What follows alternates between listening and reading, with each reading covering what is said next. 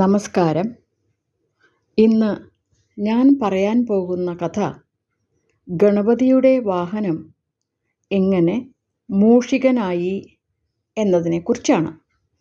മൂഷികൻ എന്ന പേരായ ഒരു അസുരനുണ്ടായിരുന്നു.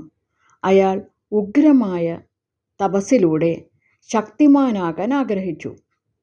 അസുരന്മാരുടെ ഇഷ്ടദേവനായ മഹേശ്വരനെയാണ് മൂഷികൻ ഉപാസിച്ചത്. ഏകാന്തമായൊരു ഗുഹാന്തർഭാഗത്ത് നമഃശിവായ മന്ത്രങ്ങൾ ഉരുക്കഴിച്ച് തപസ് ആരംഭിച്ചു.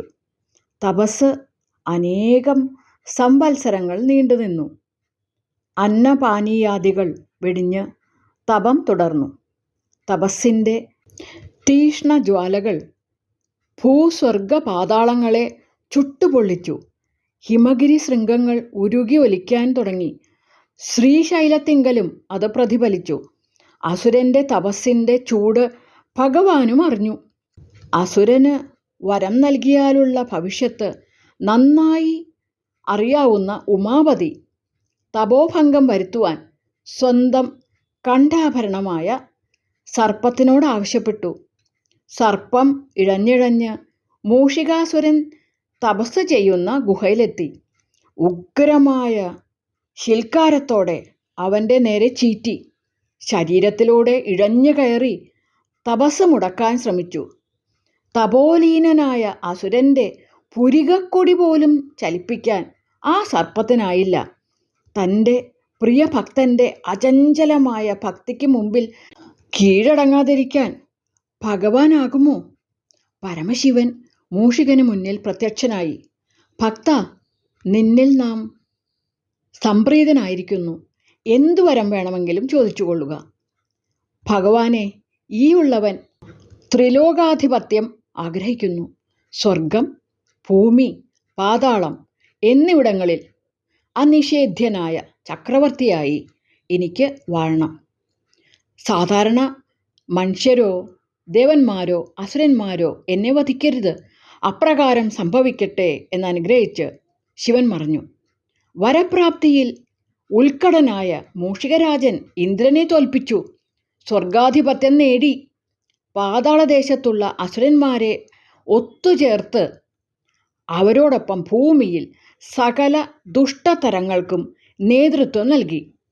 ആശ്രമ കവാടങ്ങൾ തീയെരിച്ച് സജ്ജനങ്ങളെ ഹിംസിച്ചു. എങ്ങും അശാന്തിയും അക്രമവും കളിയാടി. മഹർഷിമാരുടെ ദീനരോദനങ്ങൾ പരമശിവന്റെ കാതിലുമെത്തി. നാരദാദി മുനികളും ബ്രഹ്മാദി ദേവകളും ഭഗവാനെ ശരണം പ്രാപിച്ചു. മഹാപ്രഭു, അങ്ങിത് കേൾക്കുന്നില്ലേ? അങ്ങയുടെ അനുഗ്രഹം ത്രിഭുവനത്തിലും ശാപമായി മാറിയിരിക്കുന്നു. എന്താണ് ഇതിനൊരു പരിഹാരം? അങ്ങ് തന്നെ പറഞ്ഞാലും. നിങ്ങൾ വിഷമിക്കേണ്ട. നിങ്ങൾക്കുണ്ടായ സകല ദുരിതങ്ങൾക്കും ഉടൻ അറുതി വരും. എൻ്റെ വത്സലപുത്രനായ ഗണപതി അവനെ കീഴടക്കും. മകനെ ഗണേശ, വേഗം വരൂ. ഉടനെ പാർവതീദേവി തടസ്സവാദം ഉന്നയിച്ചു. എന്താണ് നാഥ അങ്ങീ പറയുന്നത്? കുട്ടിത്തം വിട്ടുമാറാത്ത ഈ പിഞ്ചുബാലനോ അസുര ചക്രവർത്തിയെ കീഴ്പ്പെടുത്തുന്നത്? ഗൗരി, എന്തിനാണ് ഭയപ്പെടുന്നത്? നമ്മുടെ അനുഗ്രഹാശിസ്സുകൾ ഉണ്ടെങ്കിൽ ഗണപതിക്ക് ഇതെത്ര നിസ്സാരം. ഉണ്ണി, ഇതാ നിനക്ക് ഇന്നു മുതൽ ദിവ്യായുധങ്ങളും അത്ഭുത സിദ്ധികളും കരഗതമായിരിക്കുന്നു. ഭൂതഗണങ്ങൾക്ക് നാഥനായി ഈ ലോകത്തിൻ്റെ വിഘ്നങ്ങൾ അകറ്റിയാലും അസുരനെ ജീവനോടെ നമ്മുടെ മുന്നിൽ എത്തിച്ചാലും ഗണപതി മാതാപിതാക്കളുടെയും ബ്രഹ്മാദി ദേവകളുടെയും അനുഗ്രഹത്തോടെ ഭൂതഗണസേനയും നയിച്ച് മൂഷികരാജനെ നേരിടാൻ പുറപ്പെട്ടു. അപ്പോഴതാ അസുരൻ അനേകായിരം രാജാക്കന്മാരെയും സന്യാസിമാരെയും മറ്റ് സജ്ജനങ്ങളെയും പിടികൂടി കാരാഗൃഹത്തിൽ അടച്ച് അവരുടെ വേദന കണ്ടു രസിക്കുകയായിരുന്നു. ഗണേശ ഭഗവാൻ അവനെ യുദ്ധത്തിന് വെല്ലുവിളിച്ചു. അസുരസേനാധിപന്മാർ ഗണപതിക്ക് മുന്നിൽ മുട്ടുമടക്കി. അസുരപ്പട ഛിന്ന ഭിന്നമായി. ഒടുവിൽ ഗണപതിയും മൂഷികനുമായി നേരിട്ടായി യുദ്ധം. വളരെ നാൾ യുദ്ധം നീണ്ടുനിന്നു. ദ്വന്ദ്വയുദ്ധത്തിനൊടുവിൽ അസുരൻ തളർന്നു വീണു. എങ്കിലും ശൗര്യം കുറയാതെ മൂഷികാസുരൻ വീണ്ടും പോരിന് പുറപ്പെട്ടു. മഹാഗണപതിക്ക് ഒരു യുക്തി തോന്നി. അസുരൻ്റെ പേർ അന്വർത്ഥമാക്കുന്ന ഒരു വിദ്യ. മൂഷികാസുരനെ വെറും മൂഷികനാക്കി മാറ്റുക തന്നെ. നിമിഷ നേരം കൊണ്ട് വീരശൂര പരാക്രമിയായ മൂഷികരാജൻ ഒരു നിസ്സാരനായ എലിയായി മാറി. അവനെ ഗണപതി തൻ്റെ കൈക്കുമ്പിളിലെ കളിപ്പാവയാക്കിയെടുത്ത് അച്ഛൻ്റെ മുന്നിൽ കാഴ്ചവെച്ചു. സന്തുഷ്ടനായ പിതാവ് മകനെ അനുഗ്രഹിച്ചു. മകനെ, നീ ഉത്തമനായ ഒരു പുത്രൻ.